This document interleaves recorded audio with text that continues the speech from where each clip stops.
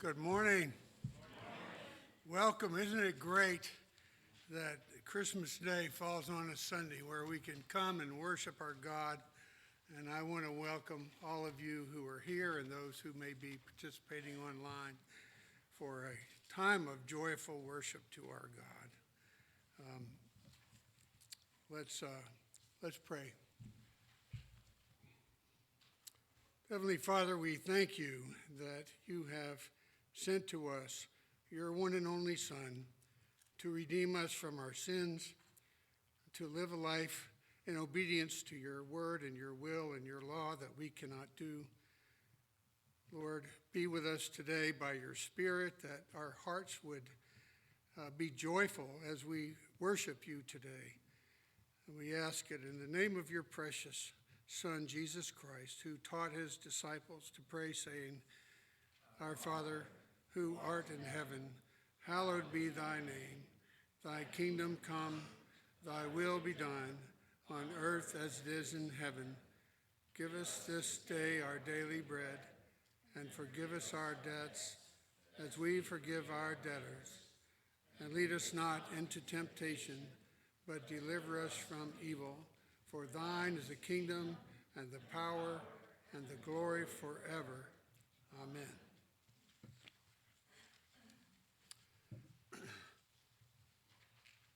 Our culture is trying to redact Jesus from Christmas. So sometimes we hear people say Jesus is the reason for the season, and our missionary Scott Andes says that's a nice Christmas thought, but it's not quite right. Actually, we are the reason for the season. Our inability to live lives free of sin, to fulfill the righteousness required in God's law, or to save ourselves from sin's penalty means we have no hope in ourselves. We need a Savior. That's why God sent his Son to satisfy the law's demand, to pay the penalty our sins deserve, and to die as our substitute on the cross. That is our hope, and that is why we celebrate at Christmas. The lessons in carol service is designed to show how our faithful God began his promise to his people following the fall, and continues it until the final redemption of his people. In Genesis, he promised a Redeemer who would reverse the curse, one who would bruise the head of the serpent that bruised his heel. God's promise extended to Noah and his family, whom he saved from the flood that destroyed the rest of mankind. God then extended his covenant to Abraham, to Jacob, and promised Judah that the Redeemer would come from his seed. This Redeemer was the promised Emmanuel, promised by Isaiah to the nations, those who are the natural and spiritual seed of Abraham. God has called all those who are his, the poor, the downtrodden, the widow, the orphan, the oppressed, and those who will humble themselves before the throne of God. He has given us his only begotten Son, the Lord Jesus Christ, as the fulfillment of his promises. Consider how the following passage fits not only the people of God, but how our Savior came into this world and lived his life among men. 1 Corinthians 1, 26 to 30. For consider your calling, brothers. Not many of you were wise according to worldly standards. Not many were powerful. Not many were of noble birth. But God chose what is foolish in the world to shame the wise. God chose what is weak in the world to shame the strong. God chose what is low and despised in the world, even things that are not, to bring to nothing things that are, so that no human being might boast in the presence of God. And because of him, you are in Christ Jesus, who became to us wisdom from God, righteousness, and sanctification and redemption. Thanks be to God.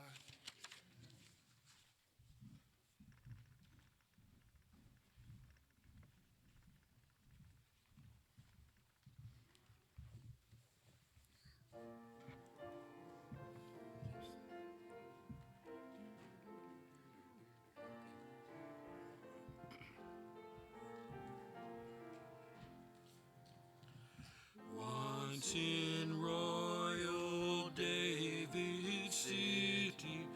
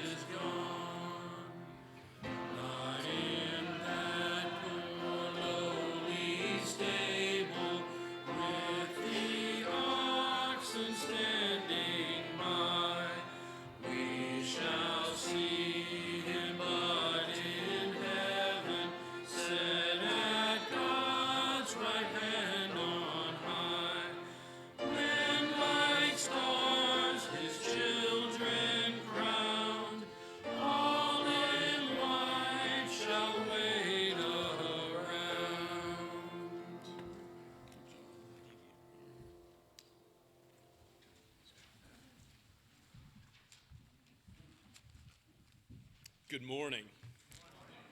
I'm Pastor Jim Mitchell here at Scotts Kirk, and if you've been worshiping with us, the passage I'm about to read will be familiar as we've been looking at the first chapters of Genesis together. This is the story of the beginning of God's promise to save mankind. And in that promise, we find the curse for Adam and his sin, but also the good word of salvation, the first proclamation of the gospel. I read to you from Genesis chapter 3, verse 8, down to verse 19. This is God's very word, penned by Moses and breathed out by the Holy Spirit for each of us today. And they, that is Adam and Eve, heard the sound of the Lord God walking in the garden in the cool of the day, and the man and his wife hid themselves from the presence of the Lord God among the trees of the garden.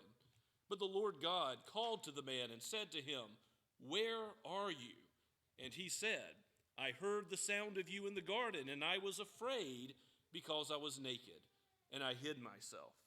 He said, "Who told you that you were naked? Have you eaten of the tree of which I commanded you not to eat?" The man said, "The woman who you gave to be with me, she gave me the fruit of the tree, and I ate."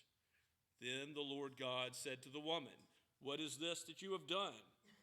The woman said, "The serpent deceived me, and I ate." The Lord God said to the serpent, "Because you have done this, cursed are you above all livestock and above all beasts of the field. On your belly you shall go, and dust you shall eat all the days of your life. I will put enmity between you and the woman, and between your offspring and her offspring. He shall bruise your head, and you shall bruise his heel." To the woman he said, "I will surely multiply your pain in childbearing. In pain you shall bring forth children. Your desire shall be for your husband, and he shall rule over you." And to Adam he said, "Because you have listened to the voice of your wife, and have eaten of the tree of which I commanded you, you shall not eat of it. Cursed is the ground because of you. In pain shall you eat of it all the days of your life. Thorns and thistles it shall bring forth for you, and you shall eat the plants of the field. By the sweat of your face you shall eat bread, till you return to the ground. For out of it you were taken, for you are dust, and to dust you shall return." Amen.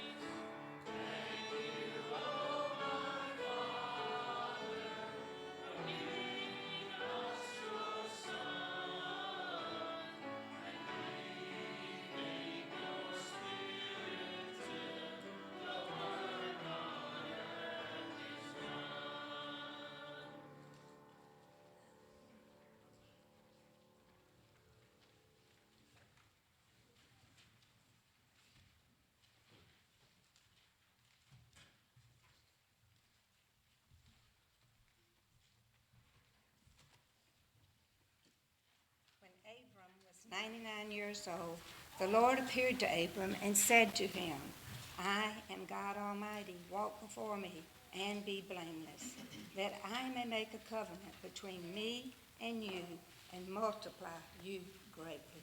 Then Abram fell on his face, and God said to him, Behold, my covenant is with you, and you shall be the father of a multitude of nations. No longer shall your name be called Abram, but your name shall be called Abraham. For I have made you the father of a multitude of nations. I will make you exceedingly fruitful, and I will make you into nations, and kings shall come from you. And I will establish my covenant between you and to your offspring after you throughout generations for everlasting covenant, to be God to you and to your offspring after you. And I will give to you and to your offspring after you the land of your sojournings, all the land of Canaan, for an everlasting covenant, and I will be their God. Now, from Genesis 28, verses 10 through 17. Jacob's dream. Jacob left Beersheba and went toward Haran, and he came to a certain place and stayed there all night because the sun had set. Taking one of the stones of the place, he put it under his head and lay down in that place to sleep. And he dreamed, and behold, there was a ladder set on the earth, and the top of it reached to heaven. And behold, the angels were ascending unto heaven and descending down the ladder. And behold, the Lord looked up above and said, I am the Lord, the God of Abraham your father, and the God of Isaac, the land on which you lie. I will give to you and your offspring. Your offspring shall be like the dust of the earth, and you shall spread abroad to the west and to the east and to the north and to the south. And in you and your offspring shall all the families of the earth be blessed. Behold, I am with you, and I will keep you wherever you go, and I will bring you back to this land, for I will not leave you until I have done what I have promised. Then Jacob awoke from sleep and said, Surely the presence of the Lord is in this place. I did not know it. And he was afraid and said, How awesome is this place! This is none other than the house of God, and this is the gate of heaven. Thanks be to God.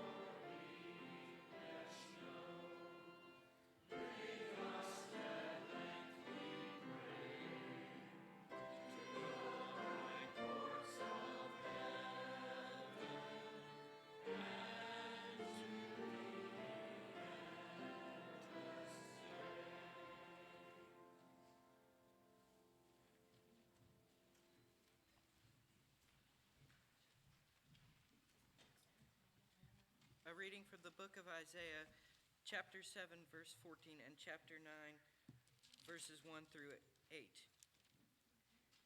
Isaiah 7:14. Therefore, the Lord himself will give you a sign. Behold, the virgin shall conceive and bear a son, and shall call his name Emmanuel. And from chapter 9. Nevertheless, the gloom will not be upon her who is distressed, as when at first he lightly esteemed the land of Zebulun and the land of Naphtali, and afterwards more heavily oppressed her by the way of the sea beyond the Jordan, in Galilee of the Gentiles. The people who walked in darkness have seen a great light. Those who dwelt in the land of the shadow of death, upon them a light has shined. You have multiplied the nation and increased its joy. They rejoice before you according to the joy of harvest, as men rejoice when they divide the spoil. For you have broken the yoke of his burden and the staff of his shoulder, the rod of his oppressor, as in the day of Midian. For every warrior's sandal from the noisy battle and garments rolled in blood will be used as burning and fuel of fire. For unto us a child is born, unto us a son is given, and the government will be upon his shoulder, and his name will be called Wonderful Counselor, Mighty God, Everlasting Father, Prince of Peace. Of the increase of his government and peace there will be no end, upon the throne of David and over his kingdom, to order it and establish it with judgment and justice, from this time forward, even forever. The zeal of the Lord of hosts will perform this. The word of the Lord.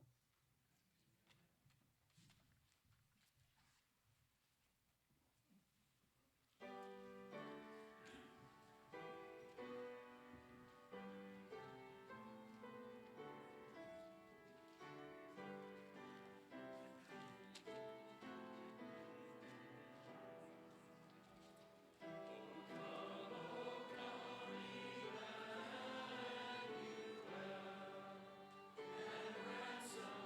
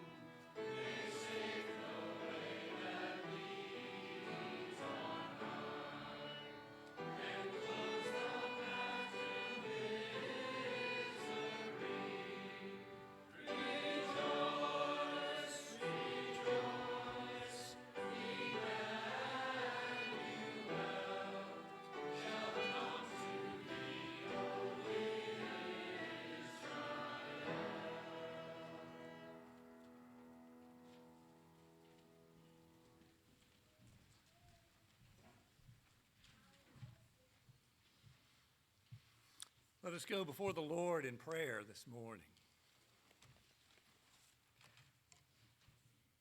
Heavenly Father, we who walk in darkness in this valley of the shadow of death rejoice in the light that you have shone upon us these 2,000 years. And with the saints that have gone before us, we glorify your name for the birth of Christ Jesus, for the working of salvation according to your plan from all eternity. We praise you for bringing us into your house that we might delight in one another's fellowship, in praising your name and the goodness that you have bestowed on us. Lord, this day we do praise you. We thank you for the gift that is Christ Jesus and the presence of your Holy Spirit even now among us. And we pray that this time of worship would glorify you in spirit and truth. Lord, I thank you for this congregation, for this part of your church universal and its many members. I lift up to you Pastor Mitchell and the leadership of the church, the Sunday school teachers, the youth leaders, all who participate in the ministry teams, praying your blessing on them and their labors here, that your name might be glorified in Somerville. Lord, we lift up this denomination, the Synod, and its many ministries. We pray for the college and the seminary, but also all colleges and seminaries where your name is glorified and your word is taught. We ask that you would strengthen all those who serve you in your church around the world, our brothers and sisters, those who live in lands like ours where they are free to worship, and Lord, especially those who live in lands where they are persecuted. We rejoice to come into your temple freely. Lord, they wish they could, and we pray for them that they too might know your peace that passes understanding. We pray, Lord, for our nation, for its political and judicial leaders, for our armed forces scattered around this globe, that you might be with them, give them safety and strength in these days. We pray for our society in its many facets. Lord, we know that our land is in need of revival, and we know that you are capable of anything. We pray for the presence of your Holy Spirit to transform this land, that men and women, boys and girls would rejoice in your name, that our culture might become something renewed, different from all the world, a light to the nations, celebrating the goodness that you have given us, the blessing of Christ Jesus. Lord, we pray for the many ministries of the church that reach out to the strangers among us, to the poor, to the orphan and the widow, asking your blessing on them, asking your special protection for those who are missionaries who have responded to your call to serve the gospel around the world.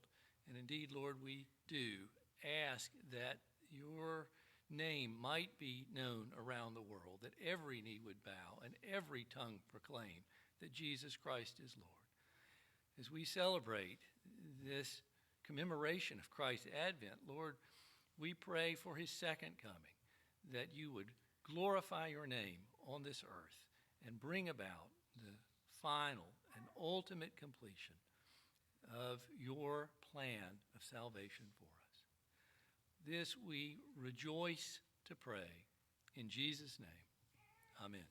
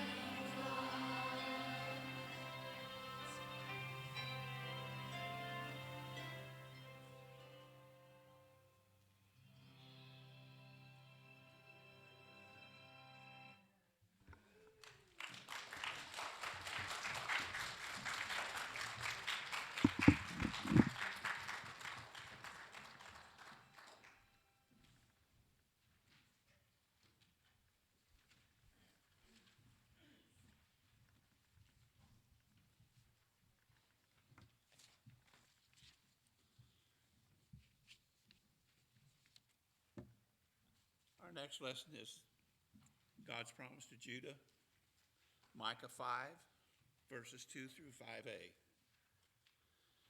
But you, O Bethlehem, Ephrathah, who are too little to be among the clans of Judah, from you shall come forth for me one who is to be ruler in Israel, whose coming forth is from old, from ancient days.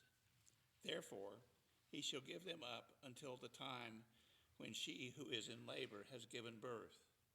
Then the rest of his brothers shall return to the people of Israel, and he shall stand and shepherd his flock in the strength of the Lord, in the majesty of the name of his Lord his God. And they shall dwell secure, for now he shall be great to the ends of the earth, and he shall be their peace.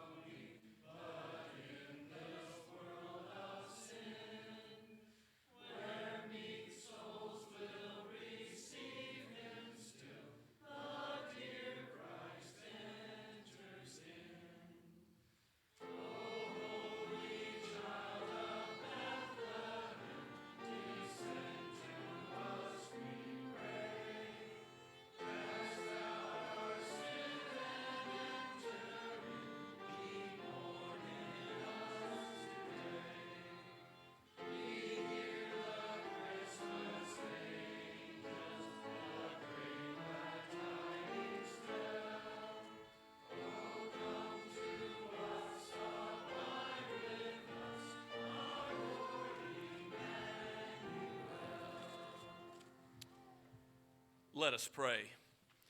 O Father, Son, and Holy Spirit, you are the source of all life, the giver of every good and perfect gift.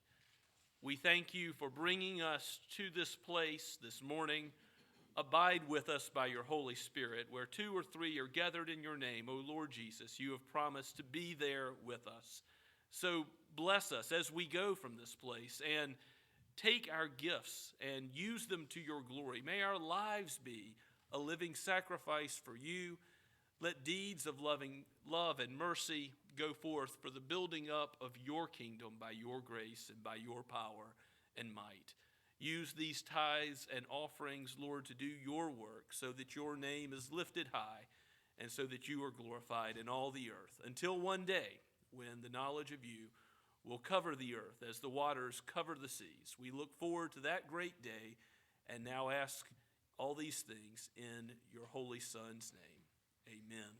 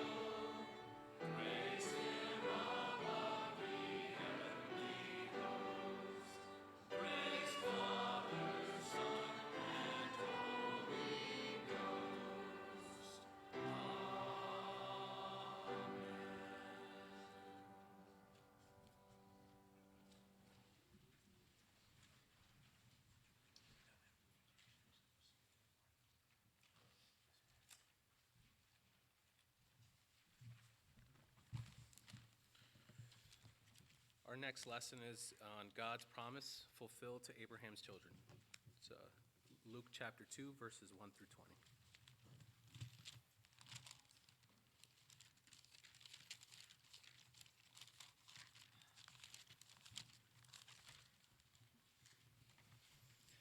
In those days, a decree went out from Caesar Augustus that all the world should be registered.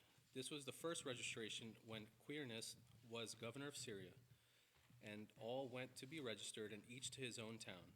And Joseph also went up from Galilee, from the town of Nazareth to Judea, to the city of David, which is called Bethlehem, because he was out of the house and lineage of David, to be registered with Mary, his betrothed, who was with child.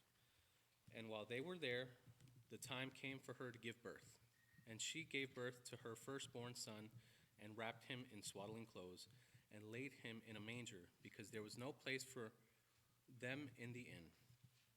And in the same region there were shepherds out in the field, keeping watch over their flock by night. And an angel of the Lord appeared to them, and the glory of the Lord shone around them. And they were filled with fear. And the angel said to them, "Fear not, for behold, I bring you good news of great joy that will be for all the people. For unto you is born on this day the city of David a Savior, who is Christ the Lord. And this will be a sign for you. You will find a baby wrapped in swaddling clothes and laying in a manger." And suddenly there was with the angel a multitude of the heavenly hosts, praising God and saying, "Glory to God in the highest, and on earth peace among those with whom he is pleased." When the angel went away from them into heaven, the shepherds said to one another, "Let us go over to Bethlehem and see this thing that has happened, which the Lord has made known to us." And they went with haste and found Mary and Joseph and the baby lying in the manger. And when they saw it, they made known the saying that had been told them concerning this child. And all who heard it wondered at what the shepherds told them. But Mary treasured up all these things, pondering them in her heart. And the shepherds returned, glorifying and praising God for all they had heard and seen as it has been told them. Word of the Lord.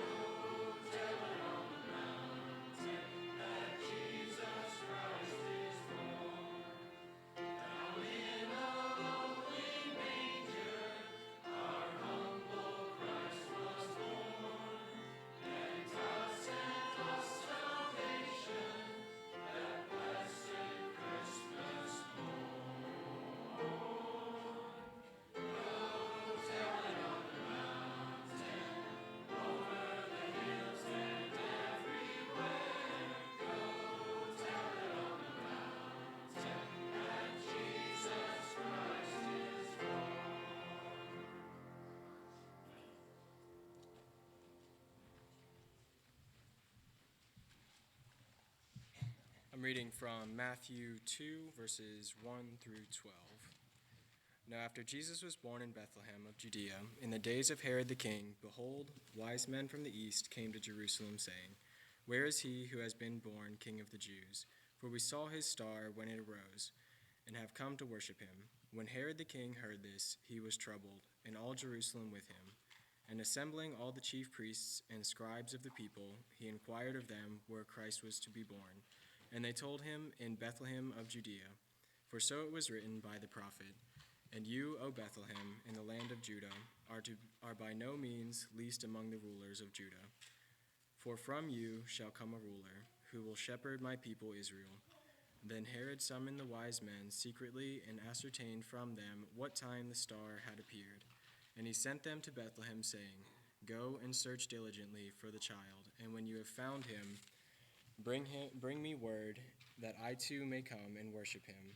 And after listening to the king, they went on their way. And behold, the star that they had seen when it rose went before them until it came to rest over the place where the child was. When they saw the star, they rejoiced exceedingly with great joy. And going into the house, they saw the child with Mary, his mother, and they fell down and worshipped him.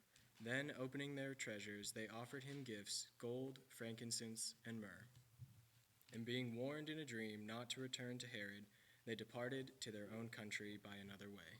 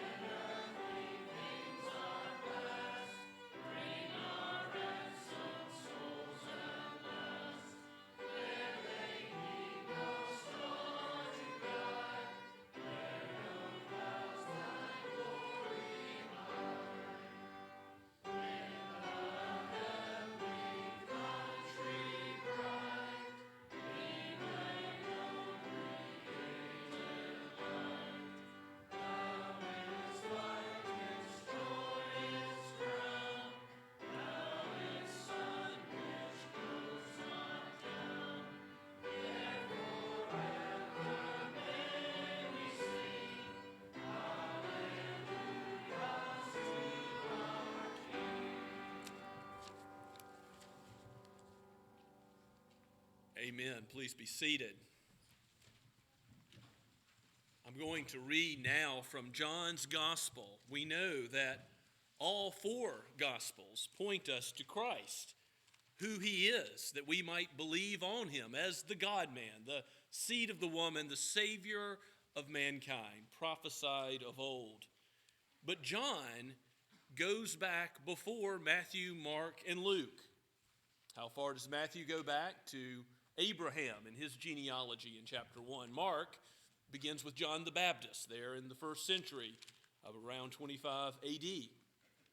Luke, in the 3rd chapter, goes in his genealogy all the way back to Adam, tracing Christ in that genealogy to the first human being as the second Adam. And John starts in a totally different fashion. Goes back to eternity past. Goes back to God as he exists forever. And then how he created all things. And listen to how the Word of God, the Son of God, is there with the Father and is one with the Father even at the time of creation, as these words echo Genesis 1:1. We'll read from John chapter 1 down to verse 14. Let us hear God's word penned by the apostle and breathed out by God himself for us today. In the beginning was the Word, and the Word was with God, and the Word was God. He was in the beginning with God. All things were made through him, and without him was not anything made that was made. In him was life, and the life was the light of men. The light shines in the darkness, and the darkness has not overcome it. There was a man sent from God whose name was John. He came as a witness to bear witness about the light, that all might believe through him. He was not the light, but came to bear witness about the light.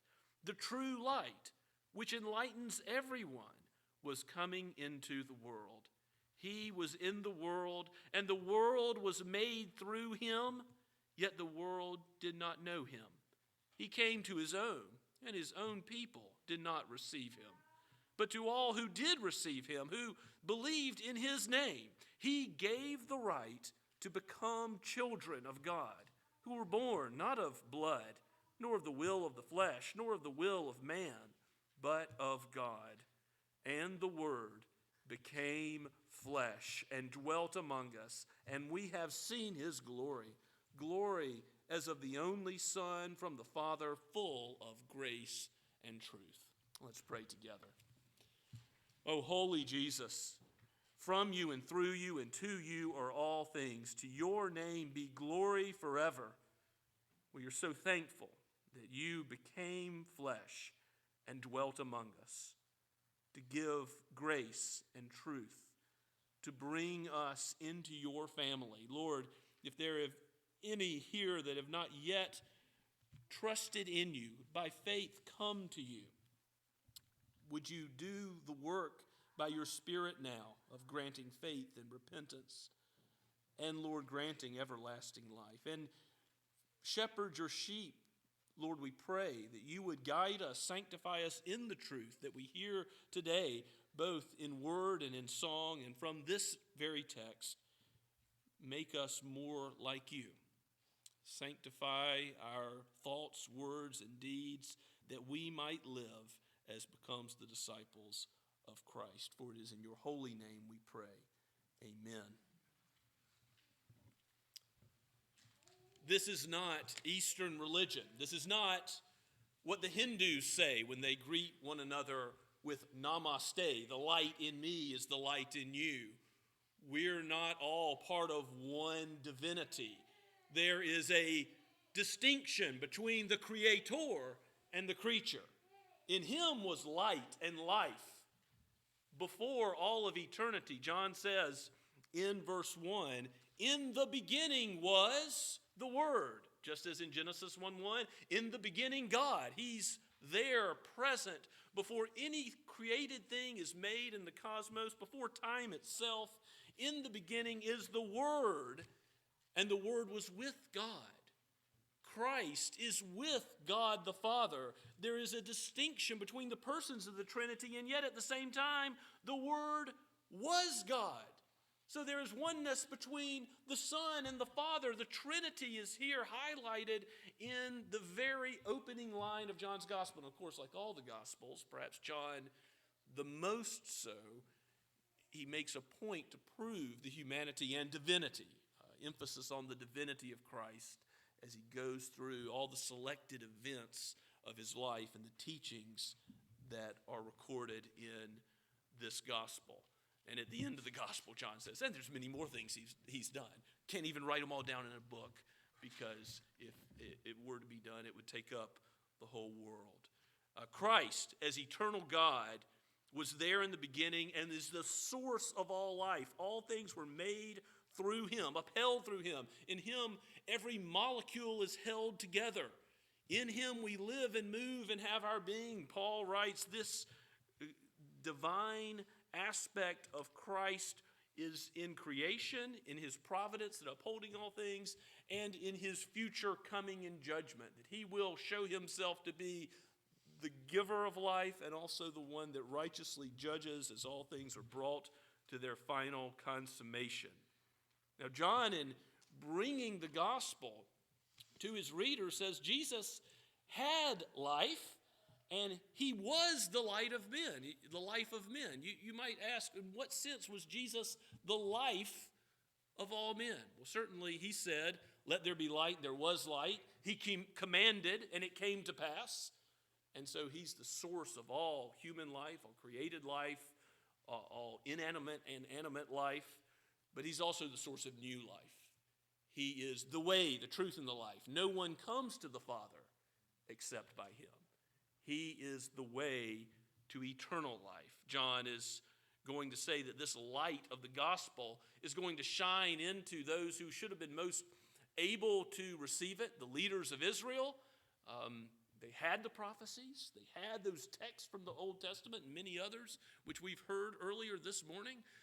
The Pharisees, the Sadducees, the scribes, they should have been ready to receive with open arms the Messiah. But there's this sadness, as John says, that the light, when he came into the world, Jesus himself, when he became enfleshed and dwelt among us, how was he received? He was in the world, and the world was made through him, and yet the world did not know him. He came to his own people, to Israel, and these leaders equipped with all of the law and the prophets, and yet his own people did not receive him. And it almost seems like such a sorrowful note that God would come into his own world and be rejected, go through all this trouble of leaving the glory of heaven and becoming a babe in a manger, suffering, living as a mere, as one subject to all the trouble of humanity, even though he retained his divinity in one person. Jesus, as the God-man, suffered in every way and is able to sympathize with us.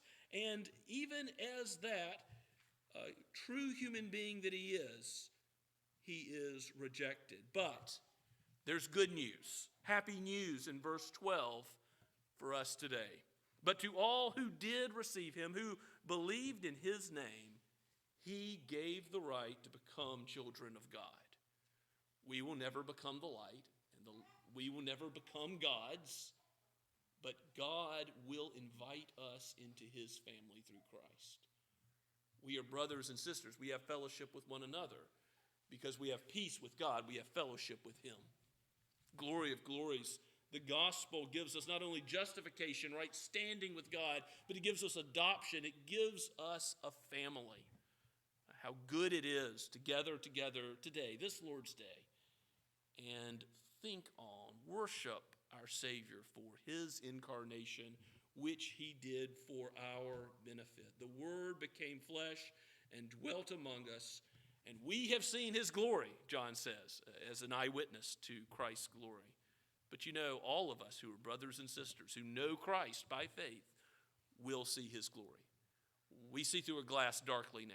There is trouble because of Adam's fall in this life. But we are going to a better land, a land full of the light of God's presence, as there will no longer be any need of the sun, and we will behold him as he is. We will know moral purity as he takes us to be with himself one day. If you've not yet trusted in Christ, repent of sin, repent of the darkness of your own heart, and trust in his perfection, his perfect light, his life of moral purity, of righteousness, and you will know that saving eternal life now and forever. And if you know the Lord Jesus, give him glory, because he is full of grace and truth. He has taught us the way. He has shown us himself. He has revealed himself to his church. And that's not so that we can keep the gospel to ourselves. No, we ought to go tell it on the mountain. And go in word and deed to live the life he's called us to as his people. Let's pray together. Lord, we come before you with thanksgiving for your mercy, for your grace, that you have become enfleshed and lived and died, not for your own gain, but for ours. It boggles the mind to think that you who are eternal have become a part of your own creation, and as the God-man did what we were unable to do. You lived the life of perfect obedience to the law in thought, word, and deed. You died an atoning death for our sin. And because of that, we are given entrance into heaven and adopted as sons and daughters of the Most High. What an amazing love this is. We worship you and bow down before you and adore you for your greatness and for your mighty right arm to save. Oh Lord, we thank you and praise you in the name of Jesus. Amen.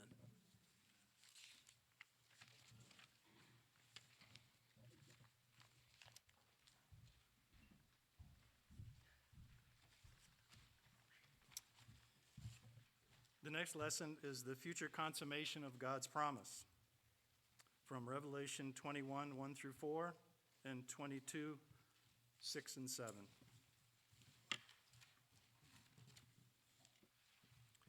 Then I saw a new heaven and a new earth, for the first heaven and the first earth had passed away, and the sea was no more. And I saw the holy city, New Jerusalem, coming down from out of heaven from God, prepared as a bride adorned for her husband. And I heard a loud voice from the throne saying, "Behold, the dwelling place of God is with man. He will dwell with them, and they will be his people. And God will be with them as their God. He will wipe away every tear from their eye, and death shall be no more. Neither shall there be mourning, nor crying, nor pain any more, for the former things have passed away."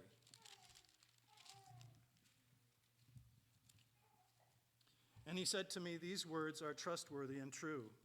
And the Lord, the God of the spirits and the prophets, has sent his angels to show his servants what must soon take place. And behold, I am coming soon. Blessed is the one who keeps the words of the prophecy of this book." Praise be to God.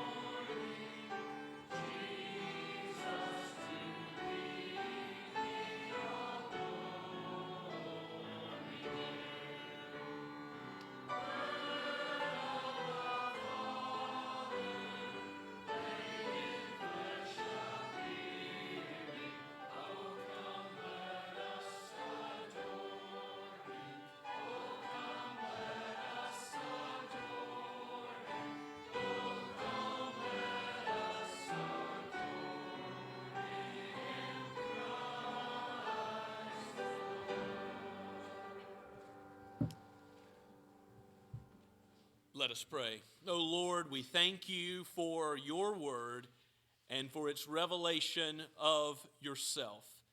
O Lord Jesus, make our lives a constant adoration, a rejoicing in you, a thanksgiving to you for all that you are and all that you have done and will do.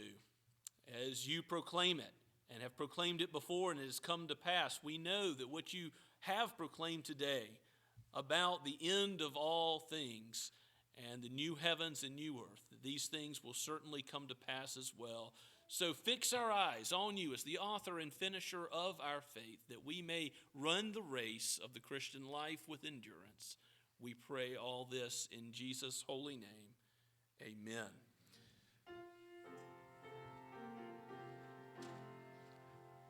Go tell it on the mountain, over the hills and everywhere.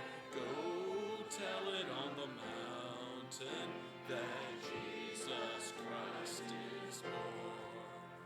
Now go with God's blessing. Now to him who is able to keep you from falling and present you before his glorious presence without fault and with great joy. To the only God, our Savior, be all glory, majesty, power, and authority through the Lord Jesus Christ, before all time, now and forever. Amen and amen.